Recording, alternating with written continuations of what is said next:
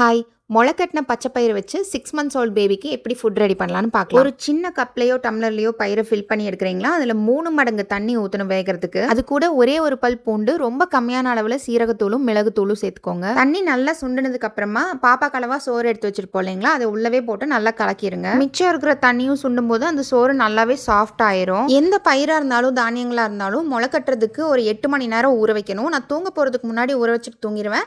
Next day morning எந்திரிச்சு அதை நல்லா தண்ணியை வடிச்சிட்டு ஒரு பெரிய சல்லடை, இந்த ஜூஸ் வடிக்கிற இரும்பு சல்லடை இருக்கும் இல்லைங்களா, அதில் போட்டு வச்சிருவேன் நான். தண்ணியை ஃபுல்லாக வடிச்சிட்டு ஒரு லேசான துணியில் கட்டி வச்சிட்டிங்க அப்படின்னாலும் முளைச்சிரும். ஒரு டே அண்ட் ஒரு நைட் வச்சுருந்தீங்கன்னா போதும், குட்டியாக முளைச்சிரும். இது வந்து அதுக்கு அடுத்த நாள் ஆனதுனால ரொம்ப பெருசாக முளைச்சிருக்கு. ரொம்ப குட்டி பேபினா நீங்கள் அரைச்சிறது பெட்டர். ஏன்னா இது தோல் வந்து தனியாக கலண்ட மாதிரி ஆயிரும். ஸோ மசிக்கும் போது அது கொஞ்சம் உங்களுக்கு தொண்டையில் ஒட்டுற மாதிரியே இருக்கும். 7 months or 8 months பேபினா மசிச்சு கொடுக்கறது ஓகே. குட்டி பேபினா அரைச்சி கொடுக்கறது நல்லது.